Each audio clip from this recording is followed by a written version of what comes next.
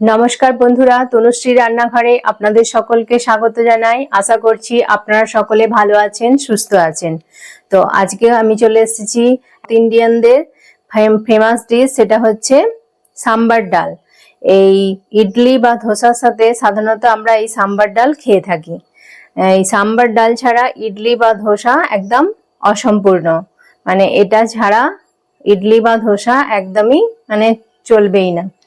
তো তাহলে চলুন আজকে আমি আপনাদেরকে দেখাবো কেমন ভাবে এই সাম্বার ডাল আমি বানাবো। তো সাম্বার ডাল বানানোর জন্য আমি কি কি নিয়েছি সেটা আপনাদেরকে দেখিয়ে দিই। অড়হর ডাল এটাকে বলে। তো আমি অড়হর ডাল নিয়েছি, আর নিয়ে এটাকে আমি ভালো করে ধুয়ে 1 ঘন্টা ভিজিয়ে রেখেছিলাম। দেখুন কতটা ফুলে গেছে, বড় বড় হয়ে গেছে। তো আমি এটা ভালো করে জল ঝরিয়ে নিয়েছি। আর লাগবে কিছু সবজি। আপনারা যেরকম পছন্দ সেই অনুযায়ী সবজি নিয়ে নিতে পারেন। তো আমি কি কি সবজি নিয়েছি সেটা দেখাচ্ছি। গাজর নিয়েছি, দেখুন এরকম ডুমো ডুমো করে কেটে নিয়েছি। আর নিয়েছি পেঁপে, এটাকেও ছোট ছোট ডুমো ডুমো করে কেটে নিয়েছি। আর লাগবে মিষ্টি কুমড়ো, আর নিয়েছি টমেটো, আর নিয়েছি ডাঁটা। তো এর মধ্যে আরো সবজি অ্যাড করা যেতে পারে, যেমন লাউ, তারপর বিনস, আরো নানান ধরনের সবজি যেগুলো আপনাদের পছন্দ সেই অনুযায়ী অ্যাড করে নিতে পারেন। আর নিয়েছি পেঁয়াজ কুচি আর কাঁচা লঙ্কা কুচি। ডালটা সেদ্ধ করে নেবো, সেই জন্য গ্যাসে একটা প্রেসার কুকার বসিয়ে দিয়েছি। এবার প্রেসার কুকারের মধ্যে আমি ডালটা দিয়ে দিচ্ছি। পরিমাণ মতো লবণ দিয়ে দিচ্ছি, আর দিয়ে দিচ্ছি একটু হলুদ গুঁড়ো দিয়ে দিলাম। খুব বেশি জল দেব না, মোটামুটি সেদ্ধ হওয়ার মতো যতটুকু প্রয়োজন সেই অনুযায়ী দিয়ে দিয়েছি। প্রেসার কুকারের ঢাকনা বন্ধ করে আমি 4টে সিটি দিয়ে নেব। তো 4টে সিটি দিয়ে আমি ফিরে আসছি। দেখুন আমার ডালটা সেদ্ধ করা হয়ে গেছে, ভালোভাবে ডালটা আমার সেদ্ধ হয়ে গেছে। আমি এবার গ্যাসে একটা কড়া বসিয়ে দিয়েছি। এবার আমি সাম্বার ডালটা রান্না করব। এবার আমি কড়াতে 3 টেবিল চামচ রিফাইন্ড অয়েল দিয়ে দিচ্ছি। তেলটাকে ভালো করে একটু গরম করে নেব। এবার আমি ফোড়নটা দেব। তেলটা আমার ভালোভাবে গরম হয়ে গেছে। আমি এবার 1 টেবিল চামচের একটু কম সর্ষে দিয়ে দিলাম। সর্ষেটা এবার একটু ভাজা ভাজা হবে। হিংটা কিন্তু অবশ্যই দিতে হবে। হিংটার ফ্লেভারটা এই ডালেতে খুব সুন্দর আসে। তো এবার আমি এতে কিছুটা পরিমাণ কারি পাতা দিয়ে দিচ্ছি। তাহলে কারি পাতাটা একদম মাস্ট। কারি পাতাটা এবারে দিয়ে ভালো করে একটু ভাজা ভাজা করে নেব। ভাজা হয়ে গেছে কারি পাতাটা, সর্ষেগুলো দেখুন চটপট করে ফুটছে। তো এবার আমি পেঁয়াজ কুচোনোটা দিয়ে দিচ্ছি, আর সাথে 2টো কাঁচা লঙ্কা কুচো দিয়ে দিচ্ছি। আপনারা যেরকম ঝাল পছন্দ করেন সেই অনুযায়ী কাঁচা লঙ্কার পরিমাণটা কম বা বেশি করে নিতে পারেন। তো আমি এবার পেঁয়াজটাকে দিয়ে একটু ভালো করে ভেজে নেব। তবে লক্ষ্য রাখতে হবে যেন পেঁয়াজটা পুড়ে না যায়। একটু মিডিয়াম ফ্লেমে দিয়ে পেঁয়াজটাকে ভেজে নিতে হবে। এই সময় আমি একটু লবণ অ্যাড করে দিচ্ছি যাতে পেঁয়াজটা তাড়াতাড়ি নরম হয়ে যায়। তো লবণটা দিয়ে আমি ভালো করে পেঁয়াজের সাথে মিশিয়ে দেব। ভাজা হয়ে গেছে, পেঁয়াজে হালকা কালারও এসে গেছে। এর থেকে বেশি আমি আর ভাজবো না। এবার আমি টমেটো কুচিটা দিয়ে দিচ্ছি। দিয়ে টমেটোটা পেঁয়াজের সাথে ভালো করে মিশিয়ে একটু যতক্ষণ না টমেটোটা নরম হয়ে যাচ্ছে একটু ভেজে নেব। নরম হয়ে গেছে, এবার আমি এক এক করে সব সবজিগুলো দিয়ে দেবো। প্রথমে আমি গাজর দিয়ে দিলাম, এবার পেঁপেটা দিয়ে দিচ্ছি, কুমড়ো দিয়ে দেব, আর ডাঁটাটা দিয়ে সব একসাথে এবার আমি ভালো করে ভাজবো। আমি একটু হলুদ গুঁড়ো দিয়ে দিচ্ছি 1 চামচ,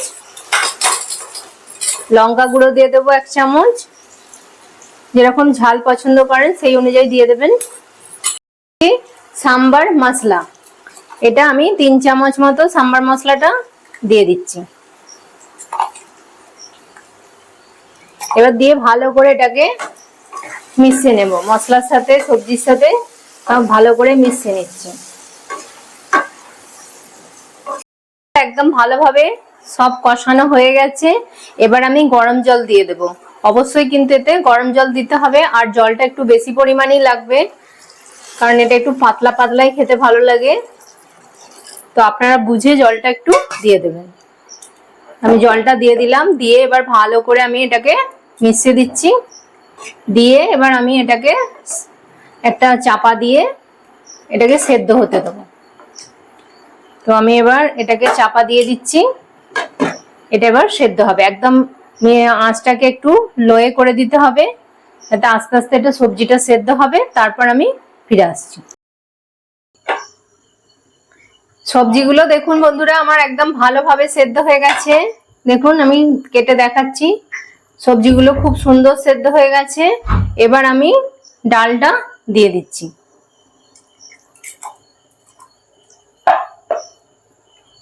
ডালটা দিয়ে ভালো করে মিশিয়ে নিচ্ছি। এই সময় আমি একটু ডালে কাঁটা দিয়ে একটু এটাকে ম্যাশ করে দেবো। দেখুন এইভাবে কিছুটা সবজি আমি ডালে কাঁটা দিয়ে এইভাবে ম্যাশ করে দেবো।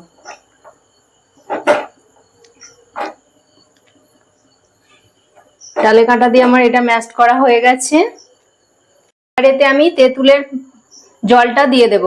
কিছুটা তেঁতুলকে ভিজিয়ে আমি তার পাল্পটাকে বার করে নিয়েছি এর মধ্যে। তো এইটা আবার দিয়ে দেবো। এই তেঁতুলের জল ছাড়া এই সাম্বার কিন্তু অসম্পূর্ণ, এই তেঁতুলের জলটা অবশ্যই দিতে হবে। তো তেঁতুলের জলটা দিয়ে দিলাম, দিয়ে একটু ভালো করে এটাকে আমি মিশিয়ে দিচ্ছি। করার জন্য আমি এতে 1 চামচ চিনি দিয়ে দিচ্ছি। এই চিনিটা দিলে একটু টক টক মিষ্টি মিষ্টি খেতে খুব সুন্দর লাগবে। তো এবার এটাকে আমি একটু ভালো করে ফুটিয়ে নেব। ডাল কমপ্লিট হয়ে গেছে, একদম রেডি। কত সুন্দর দেখতে লাগছে, আর গন্ধটাও কিন্তু খুব সুন্দর উঠেছে, টেস্টটা খুব সুন্দর হয়েছে। তো আমি এবার গ্যাসটা বন্ধ করে দিচ্ছি, দিয়ে আমি একটা সার্ভিং বলে এটা সার্ভ করে নেব। বন্ধুরা এবার আমি একটা বোলের মধ্যে সাম্বার ডালটা সার্ভ করে নিচ্ছি। দারুণ সুন্দর এটা সেন্ট উঠেছে, এত ভালো লাগছে গন্ধটা, মানে দারুণ হয়েছে এটা। একবার আপনারা এইভাবে বানিয়ে দেখবেন কতটা সুন্দর এটা খেতে হয়। ইডলি বা ধোসার সাথে এটা খুবই সুন্দর যায়। এটা দিয়ে আমি এবার ভালো করে এটাকে সার্ভ করে দিচ্ছি। তো আপনাদের কেমন লাগলো আমার এই রেসিপিটি প্লিজ কমেন্ট করে জানাবেন। একবার এইভাবে বাড়িতে বানিয়ে দেখবেন যে কত সুন্দর হয় এই রেসিপিটা। তাহলে বন্ধুরা আমার এই রেসিপিটি আশা করছি আপনাদের ভালো লেগেছে। আর যদি ভালো লেগে থাকে তাহলে প্লিজ লাইক করবেন, কমেন্ট করবেন, আর তনুশ্রী রান্নাঘর চ্যানেলটিকে অবশ্যই সাবস্ক্রাইব করে দেবেন। পাশে থাকা বেল আইকনটি প্রেস করে দেবেন, যাতে সহজেই আমার নতুন নতুন রান্নার ভিডিওর নোটিফিকেশন আপনারা সহজেই পেয়ে যান। আর আপনার বন্ধু বান্ধবদের মধ্যে প্লিজ এটা শেয়ার করে দেবেন। ততক্ষণ আপনারা ভালো থাকবেন, সুস্থ থাকবেন। আপনাদের সাথে দেখা হবে নতুন একটি রান্নার রেসিপি নিয়ে। ততক্ষণ নমস্কার, টাটা।